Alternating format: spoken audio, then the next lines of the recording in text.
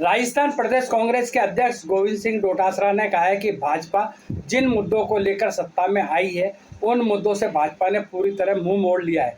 जनता महंगाई और बेरोजगारी से त्रस्त है। आखिर धर्म के नाम पर कब तक राजनीतिक रोटियां सेकी जाएंगी। किशनगढ़ प्रवास के दौरान पत्रकारों से बात करते हुए डोटासरा ने कहा कि राजस्थान की भजनलाल सरकार दिल्ली की पर्ची से चल रही है। राजस्थान में नगर निकायों और पंचायतों का परिसीमन कांग्रेस को हराने के हिसाब से किया जा रहा है। डोटासरा और राजस्थान में नेता प्रतिपक्ष टीकाराम जूली जयपुर से पाली जाते समय किशनगढ़ में कांग्रेस विधायक डॉक्टर विकास चौधरी के निवास पर कुछ देर के लिए रुके थे।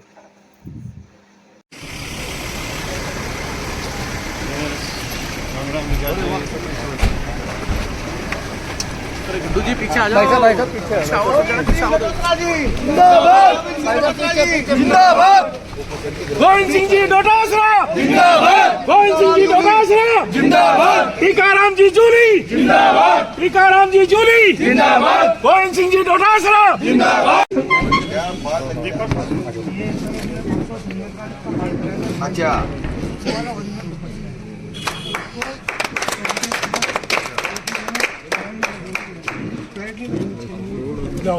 पैर नहीं लगना चाहिए। नहीं पैर का मतलब ही नहीं है साहब।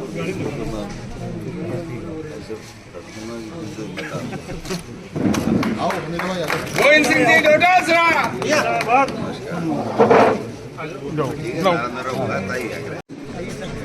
साहब चीज अलग ही है। डोटासरा जी जिंदाबाद, डोटासरा जी जिंदाबाद, गोविंद सिंह जी डोटासरा जिंदाबाद।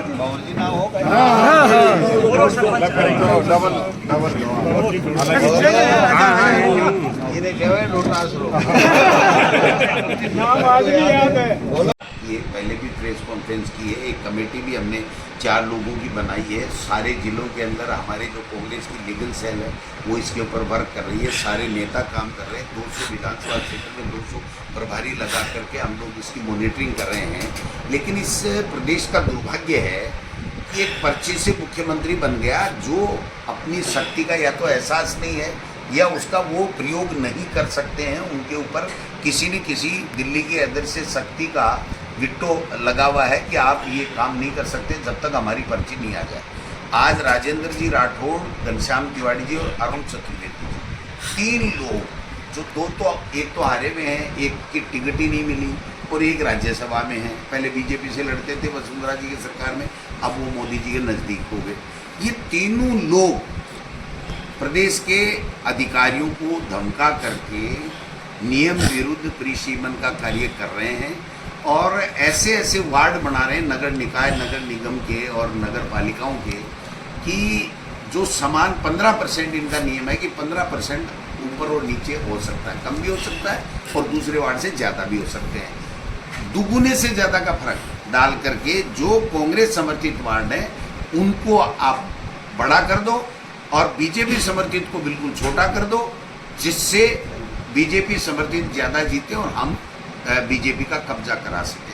और मैंने जो सुना है, बहुत मेरी सटीक जानकारी है कि मुख्यमंत्री जी ने ज़रूर कहा, क्योंकि ब्यूरोक्रेसी ने उनको सलाह दी होगी कि ये ठीक नहीं हो रहा है, ऐसा होता नहीं है, जो कानून बना हुआ है उसी के मुताबिक होना चाहिए। लेकिन तीनों नेताओं ने विट्टो किया कि आप अपना देवदर्शन का काम कीजिए, ये काम हमको दिया गया, हम मर्जी है जैसे काम करेंगे।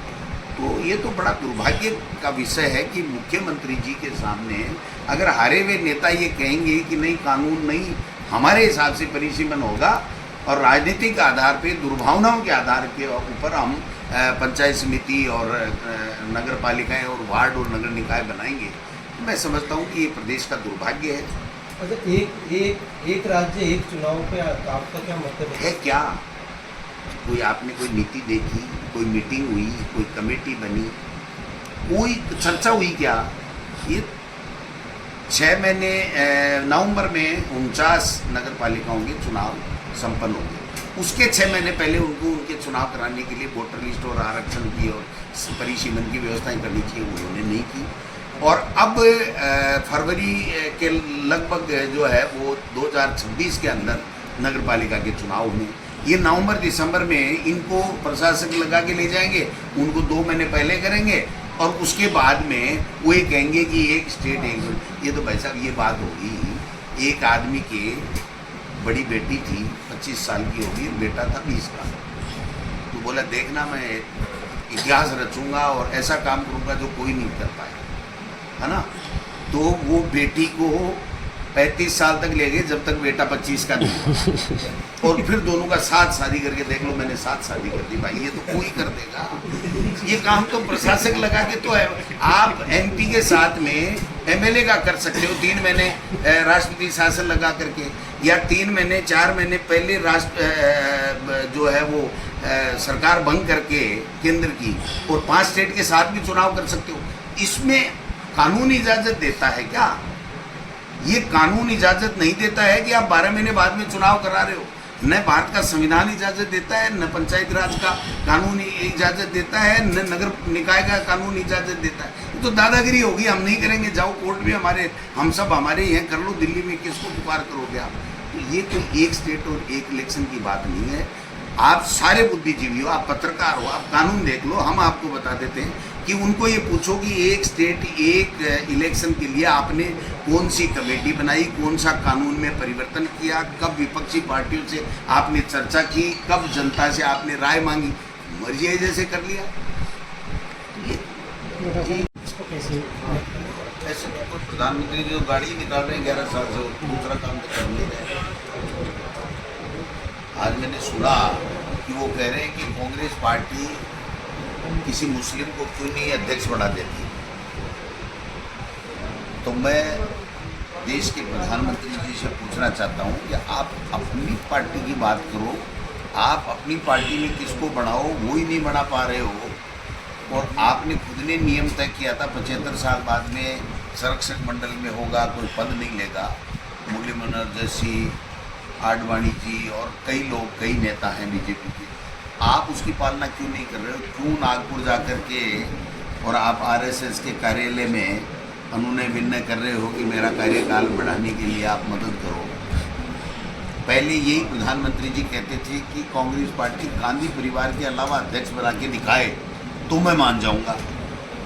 गांधी परिवार के अलावा भी बन गया, वोट करा करके, लोकतंत्र के संविधान के हिसाब से, और वो भी एक दलित समाज का। और उन्होंने नाकू चने चबा रखे इनके, और उनके भय से वो लोकसभा में भी नहीं आते। जो प्रतिपक्ष जिस तरीके से सवाल पूछता है, 11 साल से जिन मुद्दों के ऊपर ये चुनाव लड़ कर के शुरुआत में 2014 में आए थे, उन मुद्दों की तो बात करते नहीं हैं और उल्टे सवाल पूछते हैं। देश की जनता उनको पूछ रही है कि महंगाई का क्या हुआ, बेरोजगारी का क्या हुआ, किसानों के लिए 3 काले कानून लेकर के क्यों आए, कि रोजाना हिंदू मुस्लिम से संबंधित कोई न कोई बात उठा करके आप कितने दिन राजनीतिक रोटियां सेकोगे? आपको काम करने के लिए दिया है और आप काम करके तो बता नहीं रहे हो, विदेशों में घूम रहे हो 1 साल से। तो मैं देख रहा हूँ, कोई बता दीजिए आप देश के प्रधानमंत्री का कोई ऐसा विजन, कोई ऐसी पॉलिसी, कोई ऐसी नीति जिससे कोई किसी देश के लोगों का भला हो रहा हो। जब UPA सरकार थी तो 10 साल में right to education, right to food, right to work, MNREGA, सूचना का अधिकार, पता नहीं कितने कानून दिए थे जो आज देश की जो पैसा जनता तो बेचारी करे क्या। एक पट्टा जो 10,000 रुपये मिलता था उसके 50,000 लगते, जो 50,000 में मिलता था उसके 5 लाख लगते। और जो बेचारे एग्रीमेंट से कोई गरीब ने कोई प्लाट ले लिया तो उसको भी छूट दी गई थी उसके अंदर कि भाई वो भी टाइटल साइन मिला करके उससे भी पट्टा ले ले। वो सारा तो बंद कर दिए। एक UDH मंत्री हैं जो यहाँ अजमेर में भी आए थे, क्या बोले क्या नहीं बोले उस पर मैं नहीं जाऊँगा, मेरे ज़िले से हैं। उनको कोई बुलवाने के लिए भी मैंने पूजा करनी पड़ती है कि साहब बोलो महाराज, बोलो महाराज, बोलो महाराज। वो बोले तब तो ना, एक ही बात बोलते हैं, 1 स्टेट 1 इलेक्शन होके रहेगा। भाई साहब आपके भी ही चाहते कि पैर दिखेंगे, पता ही नहीं चलेगा। 1.5 तो गया, 3.5 साल हो गए।